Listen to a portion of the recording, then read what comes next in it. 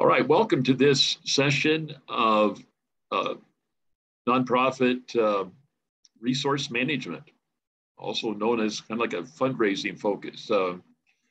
Welcome those of the class who have joined us for these few moments. It's my privilege to introduce my friend, Mike Walker, who's the executive director of Serve 6-8. And so, Mike, thank you for joining us. I want to have you begin by kind of introducing yourself and sharing with us about Serve 6-8. How long has Serve 6-8 been in operation? What's your annual budget? How many staff members and volunteers do you have?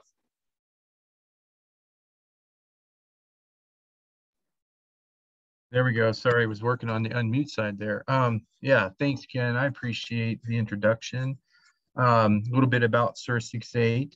We have been around as initially an outreach movement since February of 2012, and then formalized as a official nonprofit in February of 2013. So since that time, as an organization, we have changed and grown, but as we sit today, what we are is a collection of 43 church partners that are kind of banded together to resource, mobilize, and connect our neighbors to local churches, essentially. We have 5 staff members that are full-time, and we'll bring on some help seasonally, especially at Christmas. And we have a volunteer base of somewhere around 10,000 folks or so from these 43 church partners. Let me know if I need to elaborate on anything. Yeah, and Mike, what's your annual budget for Serve 6-8? Well, we are about a $600,000 a year cash budget, if you would, but we generate quite a bit of more in terms of our in-kind donation stream. So we're closer to $2.5 million as an organization, if you include the in-kind streams. Yeah, no, that's great. And let me see. Now, Serve 6-8 is somewhat unique. Oftentimes, our students have a heart for reaching out and serving those in poverty or homelessness or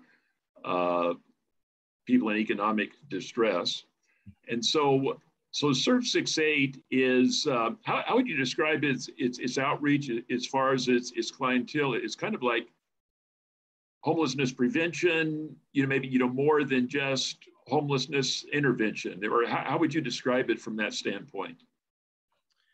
Yeah, I think I'd start with this. Serve 6-8 is really like the front porch for the benevolence processes of our partner churches. So whatever a church would typically see in their neighborhood in terms of the practical care needs of their neighbors, that's rent, it's utility assistance, it's medical bills, it's spiritual care and counseling, it's Christmas help, it's Thanksgiving help. That's really where we tend to focus. It's like taking one church's benevolence process, that's active in the community, and expanding it across a region. So we don't typically focus on one, I would say, demographic. We tend to be more homelessness prevention than we do homelessness intervention. And that really just has to do with, I think, where the role of the church is played most often in the community. It's very quietly not talked about, Ken, and this, I think, from just your role in the church and as a city leader and as state leader. I think it's not known how much benefit the local church brings to a community on the benevolence side with the prevention of needs, because you can never quantify what you don't know exists. And I've had this conversation with city leaders where they wonder, like, hey, what is the church doing? Well, the church is actually offsetting millions of dollars of care needs that the community doesn't see because it's handled on the front side in a way. So that's kind of one of the reasons why I'd say more prevention than intervention is we're catching a lot of families through those church processes before they fall into a situation that is more difficult to come out of. Yeah. And then in addition to that, you have a unique role in how you serve those who have been, impacted by floods, fires, and natural disasters in Colorado, and really have been involved in national events, natural disaster events, to help coordinate assistance, come alongside, other groups, whether it's Samaritan's, Purse or South Red Cross, and Convoy of Hope, for example, and organizations of that nature. So how would you like to speak to that part of your work, Mike? Well, yeah, it is a big part of what we do, but mostly because that's what any church would do for their community in crisis. That's how it started here. We were the church existing in Fort Collins. Then we had the Hyde Park fire 2012, and then the flooding of 2013, and various things since then. So I'd like to think that this organization is just a reflection of what any particular church would do in their community when presented with large-scale disaster or crisis. So we have been banded together with a group of national disaster providers that are folks like, Samaritan's Purse, Convoy, 8 Days of Hope, Mercy Chest, those kind of folks. And we have a particular niche. Instead of being an organization that focuses on, say, feeding or sheltering, we'll do any of those particular things in the middle of a crisis. But what we really, our specialty is to have churches network together to actually share strength to meet the largest needs. And that's kind of a niche. So we might go into a community and help them start doing something as practical as feeding. But in reality, what I'm doing there is getting churches banded together so they can share resources, so they can continue to meet the needs of those families on a large scale, and then on an ongoing basis once the crisis is over. Because that's really the key, is create that unity and that energy, move forward and past the crisis into everyday life with people. And right now, I believe you have is it 41 partner sponsoring churches? 43 right now. 43. Okay. Yep. And these are primarily for the class located in northern Colorado, about 50, 60 miles north of the Metro Denver area. We have students that are here that are part of our class, typically from the East Coast, Florida, Georgia, South Carolina, maybe the Midwestern states, to California, because they're kind of sprinkled a little bit all over. So wanted to give them that context. Mike, since we're talking about fundraising, how would you describe your overall philosophy and view of fundraising? I'm a non-traditional, nonprofit runner to begin with, as you may know, Ken. I think that a lot of ministry people are thrust into roles that, they weren't necessarily prepared for. Coming out of my previous life in law enforcement, working for, the government, and then starting ministry, my assumption would have been that I was going to be a missions pastor at a large church, and all this budget stuff and fundraising stuff would have been handled by passing of the plate. And that wasn't, so the first thing I would say my philosophy is, and this is, recognize where God's placed you. And, instead of trying to apply your paradigm to God's plan, allow God's plan to apply to your paradigm. I think that's number one thing, because I could have sat around and continued to resist the reality of having to be a ministry that fundraise versus a church-supported ministry. But I don't think I would have been in God's will in that. So that's my first philosophy, is kind of let the situation dictate and tell you what you need to do to be a fundraiser. So walking into running a nonprofit with no fundraising experience, I had a lot of great people surrounding me, and, they'll tell you things that are really critical, such as make sure you're cultivating, medium, small, and large scale donors. Make sure you're looking after not only this year's budget, but start to work towards an endowment. that allows you to have a portion of your budget met year over year because you placed money into a interest-bearing fund. And those are all great principles to follow, and we have followed them. But what I think I've really discovered for our organization is that the power of our fundraising, if you want to call it that, is simply in the organic power of the collective volunteer base. So when I look at what our budget is and how it's raised every year, last year we had well over 1,400 individual donors, for example. And so we aren't built off of a group of a dozen large donors who provide 75% of our support. In fact, typically the largest gift by any donor given to us, individual, is $5,000. And so our typical donor gives $50 or $100. So a lot of our budget's raised through just a lot of active communication, because in today's world, it's about communicating to your base what you're doing. And so instead of coming to a couple people a couple times a year and saying, hey, would you have $100,000 to give to this big need?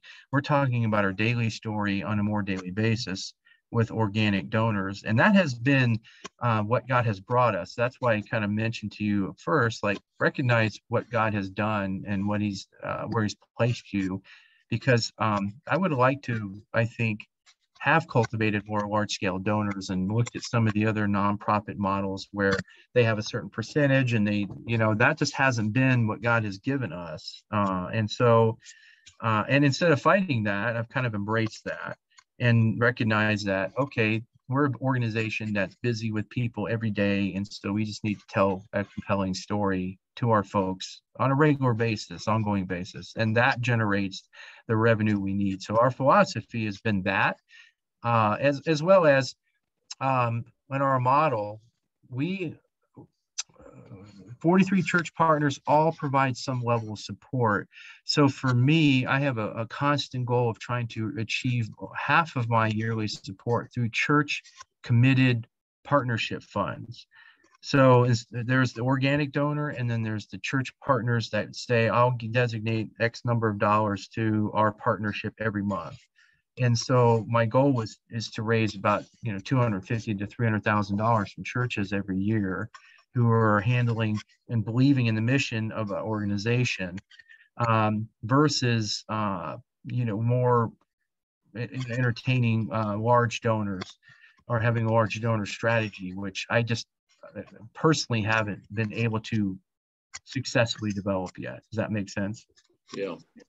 And I know, Mike, for you, that relationships, are really a high value for you in terms of not just the work you're doing, but I think how you approach and view your donors as well, is that you want them to, believe in what you are doing, and to support it based on the value they see that is coming from your organization.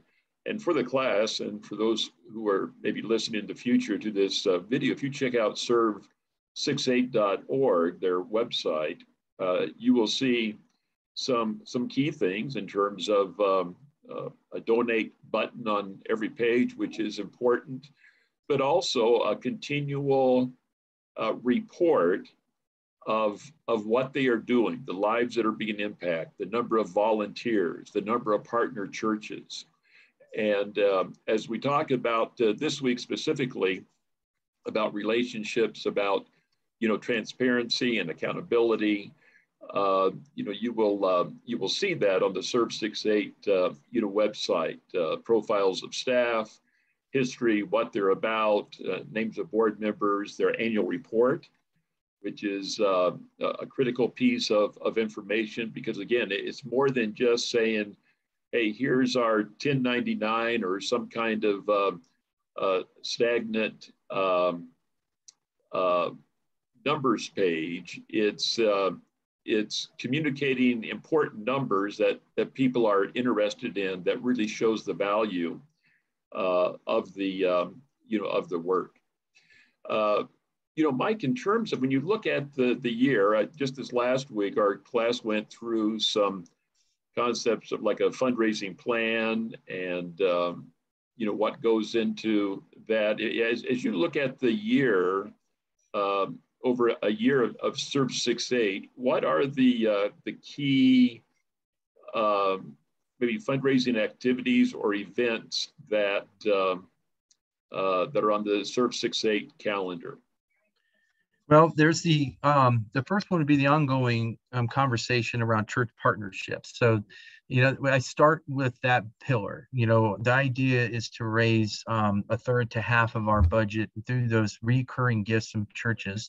And since that's an ongoing thing, it's not an episodic style event. That takes up quite a bit of my time. There's a certain amount of time during the year I designate really to visiting the partners and spending time with them. Christmas is a really big opportunity for us to hit our individual giving goals. So we would like a third of our budget to come through individual private giving. And so we actually ring that bell pretty hard because of the ministry focuses we have around Thanksgiving and Christmas. Ken, as you know, you've been part of our adoptive family team. We have a big footprint here in our community when it comes to helping families at Thanksgiving and Christmas and mobilizing the churches, putting giving trees in businesses, which then what that does is it really exposes us to thousands upon thousands of individuals. Just to give you a sense, Ken, you've been our giving trees, you've actually been with our volunteers, but we estimate last year that we put about 40,000 individual Christmas ornaments out into the community that were picked up by individuals. That means that's 40,000 potential donors that were handling our marketing material, taking a look at us online, visiting us and giving to us individually. And so that led to about $120,000 of individual giving during that Christmas season. And if you remember the numbers I gave you earlier, that's 120 of basically a $200,000 individual budget. So Christmas is a big deal. To make up the rest of that, we run an annual event, which a lot of nonprofits do. The annual event is probably one of the greatest ways that you can offer out sponsorship opportunities, potential donors, where they can also kind of co-brand what they're doing.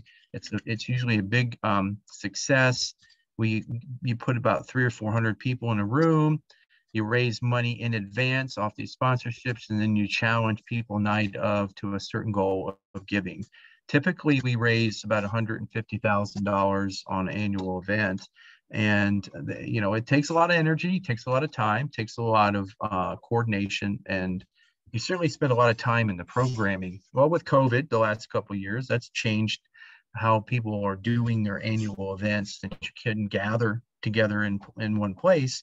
We took our event this year online in a virtual week-long giving campaign.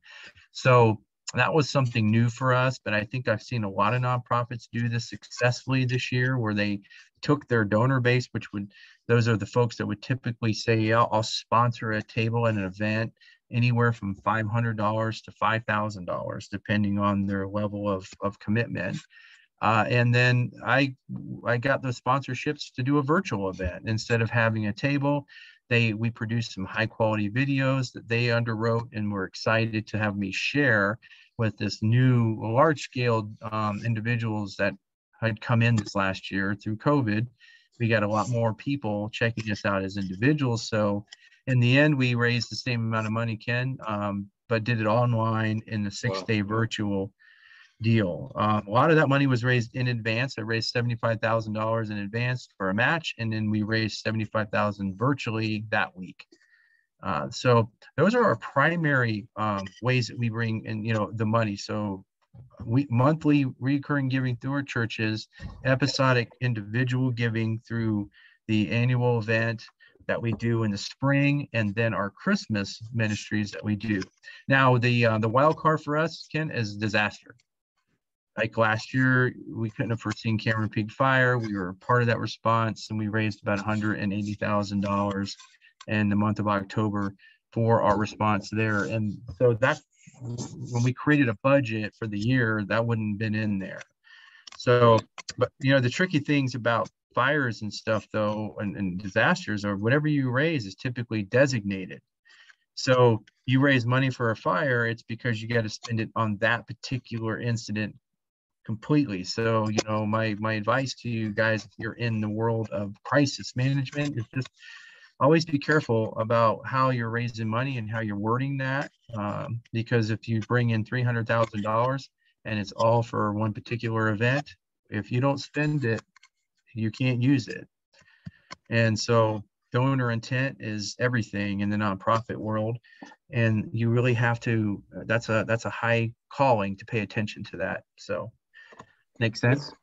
Yeah, and that's a great, thank you, Mike, for that comment, because that is spot on with, as we look at some of the ECFA guidelines for, for fundraising and financial accountability and stewardship. One of the key ones that we were looking at even this week, out of the list of many that they have, deals with donor intent and honoring that. And and so that becomes a critical issue for nonprofits, one of integrity and faithful management. And there are probably some ways that some nonprofits can deal with that effectively, but it is has to be done in a way to communicate with donors, to receive permission from them. If that money is not spent on the activity, whether that means it's going to be used for the next, put in a special fund to be used for the next disaster relief effort, or if they want to release those funds to be used for some other, type of assistance. And so that's good.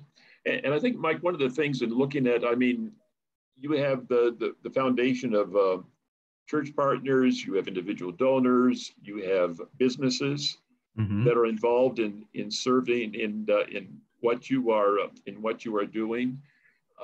Hey, what have you found? Oftentimes we talk about volunteers as also donors, not just in terms of their time, but their resources. Have you noticed anything specific about that in terms of how many of your volunteers donate, how many of your donors volunteer, however you want to contextualize that? Have you observed anything specific there? I have, and maybe not as good at this as I'd like to be. In such a volunteer-laden organization as ours, with easily 10,000 people that are in our volunteer base, it's as easy to think, oh, I'll just put out an email. We need to raise $100,000. If just 100 people, give this much money, bada bing, bada boom, right? What I've discovered is that most people will give you their money long before they'll give you your time.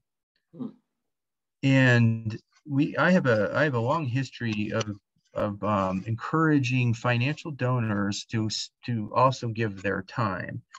And that has turned into a lot of committed high level, medium level donors. Because like we mentioned, we don't really cultivate high level donors here. It just hasn't worked out that way. But they're committed volunteers. But for the most part, most people who give to us, that's their first step. The second step is the volunteering. What's unusual about us is the number of people who do volunteer. It's a large volunteer base. So, but I would tell you that, like, how many, if I give you a percentage estimate of how many are giving to us financially, it's probably closer to 10%. And so I think people think they're going to give your money or their time. And so it's a high level of discipleship or stewardship conversation with donors for them to get that both those things are important. Yeah. So that's what I have learned.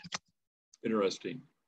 And again, Search 68 is a highly effective, organization, and I wish we could. I wish everybody in the class and listening to Mike could get a kind of up close and personal, look at all that they do and how they do it. And the reason I say that, this isn't so much, give to us so that, just our organization can do X. they serve, as Mike mentioned, with those churches and with the community as a whole as kind of a facilitator role. They're kind of saying, hey, this is what we're going to do together. For example, Mike, I think of here recently the emails you sent out about asking for volunteers to fill sandbags, getting ready for some spring runoff and potential flooding here in Colorado and in northern Colorado specifically. And so it's not so much, it's that network of churches and volunteers and individuals in the community that understand and respect and want to support what Serve 6-8 is doing. But it really is I don't know, I guess facilitation, Mike, is the best description I can think of. Is there a better way to describe it, or what your role is, or how you guys operate? Well, no, I think you're right on. Empowering and equipping is Ephesians 4 for us. The work of the ministry for our pastors to prepare the people of God for the work that was prepared for them before the beginning of time. Pastors have a role to play in the community, and that is to let believers do the work that God has called them to do. Now, as I mentioned on the front side, we only have 5 staff members, and last year we deployed 7,200 volunteers that served over 20,000 volunteer hours for the community. That's a culture, kind of a commitment of equipping and releasing. And I think that, as somebody fronting the organization, I'd say to anyone who's going to do that one day, you got to have some key cultural pieces that you're willing to die on the hill for, and that are just a hallmark of the organization. And that comes from us. It comes from our calling of we're Serve 6-8 because of Isaiah 6-8 and Micah 6-8. The here I am, send me, the servant who seeks justice, mercy, and compassion and walks humbly with their God. So our culture is, first and foremost, to never do, it's to allow and empower others to do in our stead. And because we, I think, have done that for so little while now, we've successfully been able to leverage that up. But it took a while to get there. And like anybody who has led something, sometimes it's darkest right before the dawn, right? Where you're gonna, looks like whatever big idea you had is gonna go down in flames, and then you have a breakthrough. So you just got to know what God's asked you to do, and you got to have a commitment to that mission, that you, in belief that this is what you've been asked to do, because you will be tested in that. And at the wrong moment, you don't want to run away from that. And so when I think about that test for me, I just remember walking into the 2012 Hyde Park fire, and we had 42 volunteers. And somehow, we were mistaken for the Red Cross because we were red shirts. And next thing you know, we had people asking us to do stuff. And what a big walk of faith to recognize that we needed a lot of people and we didn't have them. So we kind of walked out on the water and said, sure, we'll go ahead and say yes to all these things. And that very month of June of 2012, we walked into the month with 42 volunteers and left that month with 1,600.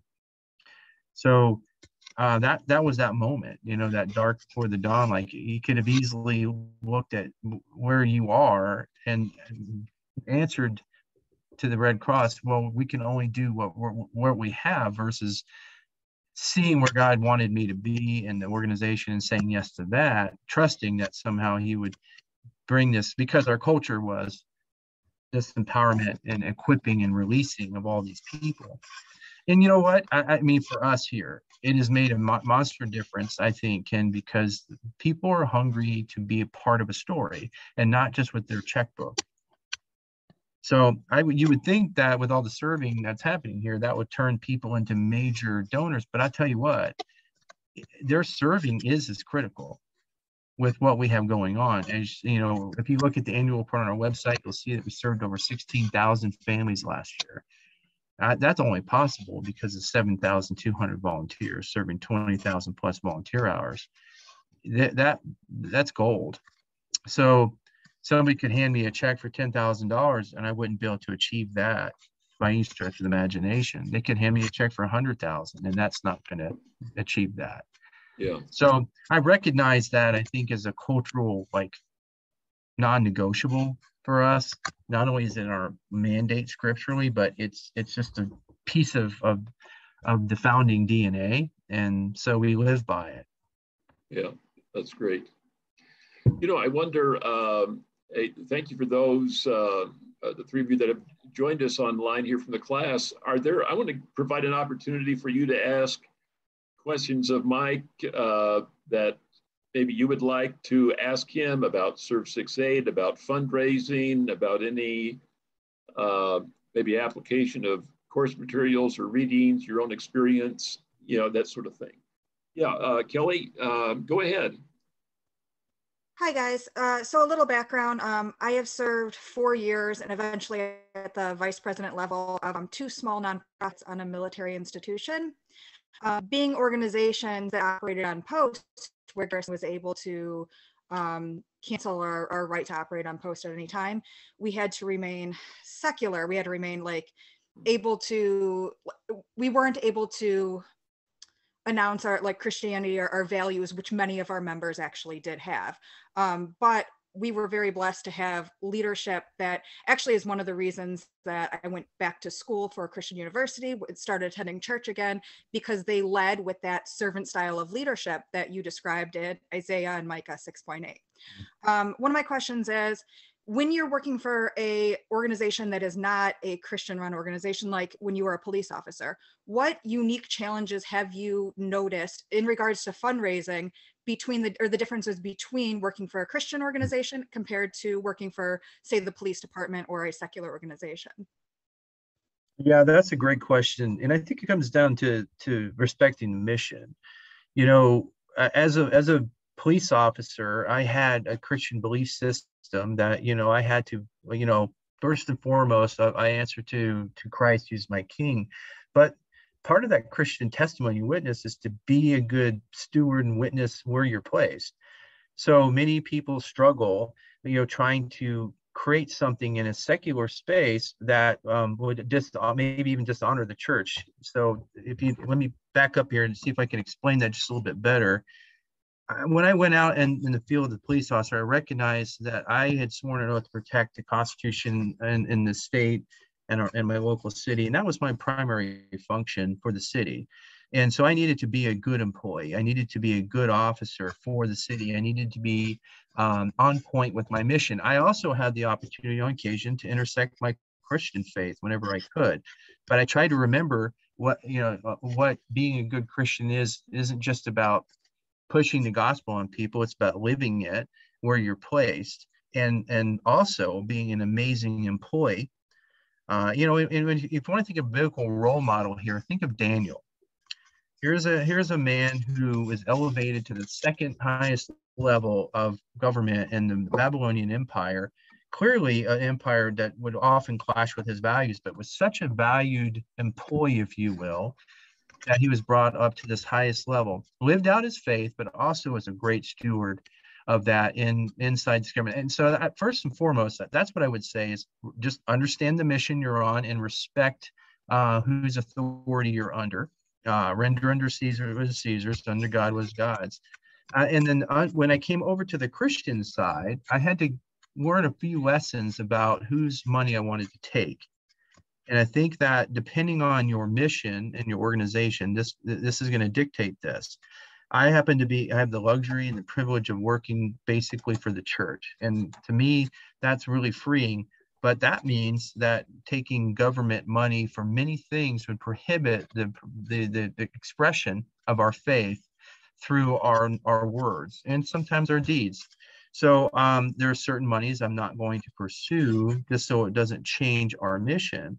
So what happens with nonprofit folks is money becomes such a major issue at all times, because you're fundraising 24 hours a day, 7 days a week, 365 days a year, that sometimes you get tempted to push the easy button.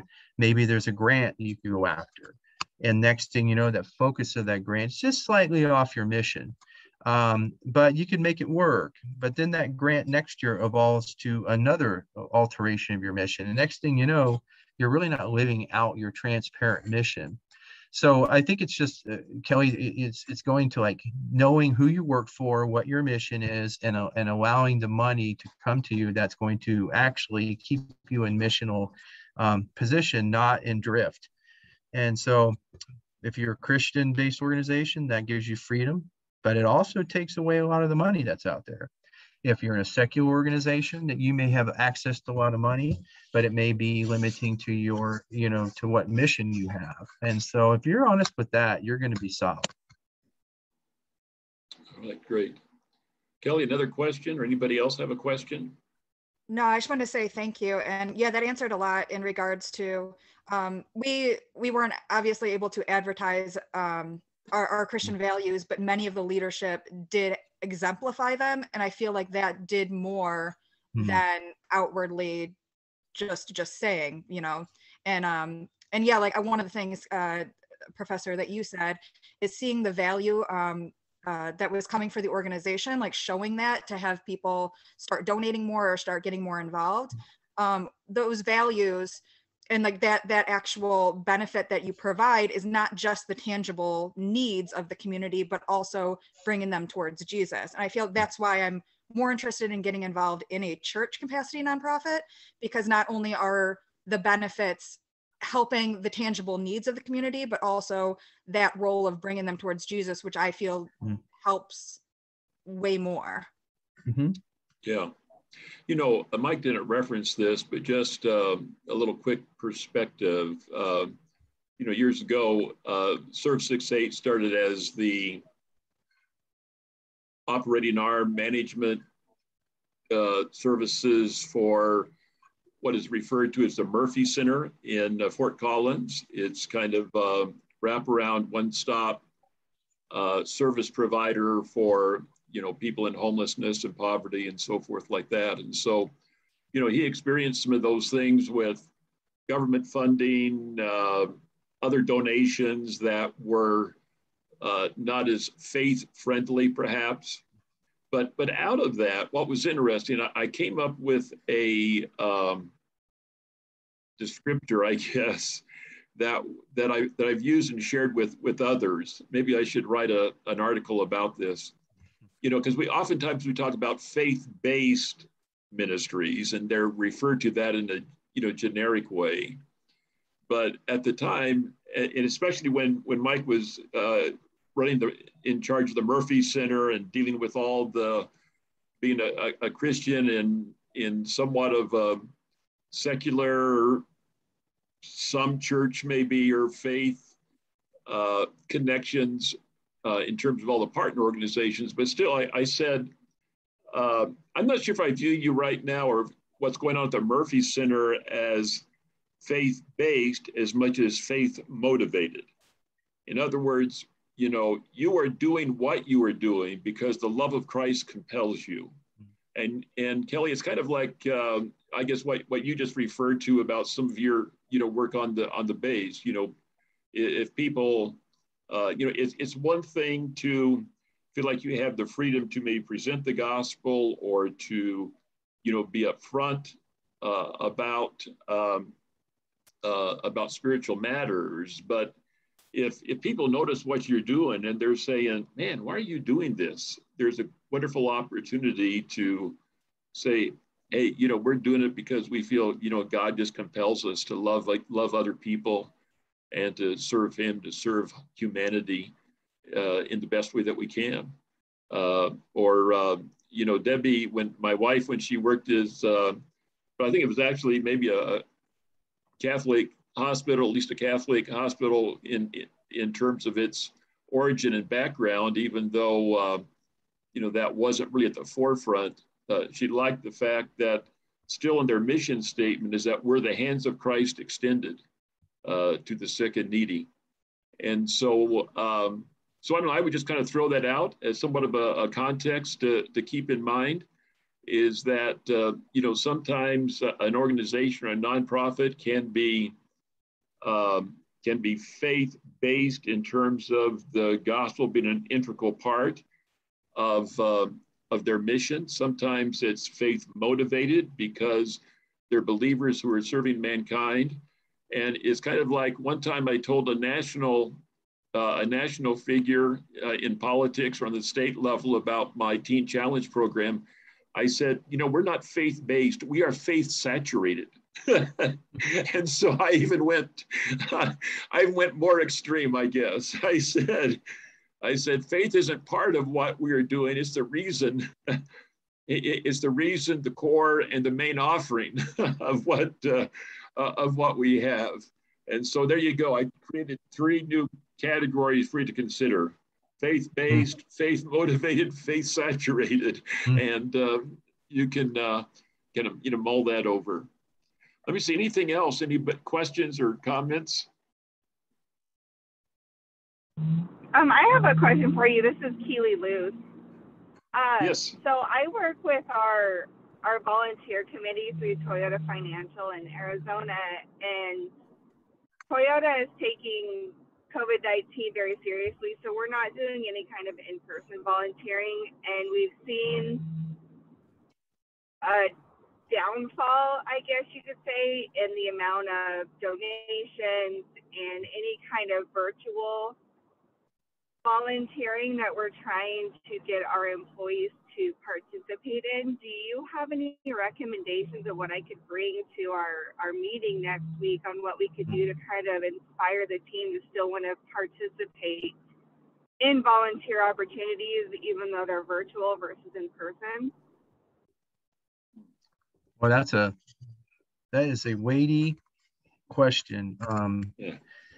And I would say this, it's hard for me to completely relate, simply because as the church providing critical social services, we as an organization were given an exemption for the entire COVID campaign. So we've been on the front line since day one.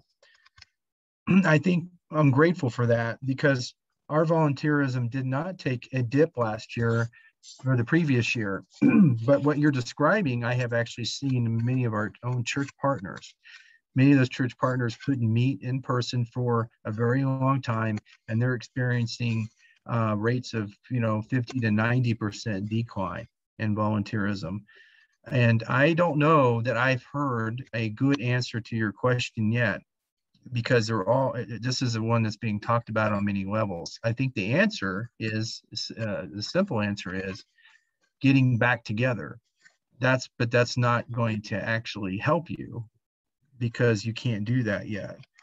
So that I have not seen anything virtual yet that can replicate the loss of what you're describing. Okay.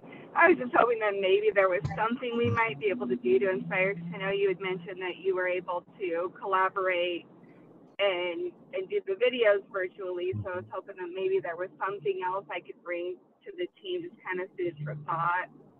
We were looking at going back to in-person in September for National Public Lands Day, but since the rise of COVID is happening due to the Delta variant, they're doing away with that now and going back to virtual. And I know it was very disappointing to a lot of my team members that I work with. I think I would say this. I think the reason our virtual campaign worked with the videos was because we were still meeting in person. However, here's a way you could give that a try, just a test. I don't know what your social media presence looks like. Can you give me a quick snapshot of like how things have been working for you on that platform? Unfortunately, I don't work with the social media side of things. We're just kind of an internal committee that works with our philanthropy side of Toyota. The social media is actually located in our Plano, Texas office, so we don't really get to talk with them with where I am on the committee. The suggestion I would make to you then is, and this may be beyond your ability to influence, but if you want to, one of the quickest ways to boost boots on the ground, if you will, is to begin to up your social media presence and your communication platform. If you can see a growth there where people are paying attention, and then you can give them something practical to do, like the videos. Watch these videos and help us be very clear with 2 or 3 things that these folks can help you do to restart. That might be your path, but it all depends on if you even feel you can generate activity social media wise. If not, you're kind of flatlined on your communication until you can get back together. Okay, that's a good idea. We have our intranet that's, our shared site, so we could always post something on there just to bring people together. Like right now, we're doing 1 million meals through United Way here in Phoenix. And as of right now, it's slow starting, so we're hoping to try to get employees involved again in that. But we're running into a lot of stops in the point of we don't have employees coming into the office. We're running at a 15% capacity, so it's inconvenient in some ways for people to drive into the office just to drop off donations. So we're just kind of throwing ideas out of what we can do that would be different to help provide to the community still. Well, don't despair, Ely. Things will change. The paradigms are being tested, that's for sure. But hopefully you guys can get back to a place where you're in person again here, and you can fire some things up. So sorry I couldn't be more help to you. No, that's okay. I'll talk to them about doing some type of like internal video for just getting employees involved again, and it being more at the forefront of their mind versus just sending out an email every now and again to remind employees of what we're doing. Yeah, the Million Meals campaign, that's a pretty powerful thing you guys are working on there, with this quick message about how that changes your life to help, and a message from somebody who was served through that. That's how I would set that up. You want to tell that story, grab a couple people who've been impacted, let them talk about how much that changed their life or is a benefit to them and their family, and then grab a couple people who've served or participated even financially, let them share how releasing that was for them, and boom, that's the combination you're looking for. Perfect. Thank you very much. You bet. All right. Well, great. Well, Mike, thank you for your time and your input. I think it's been of great value.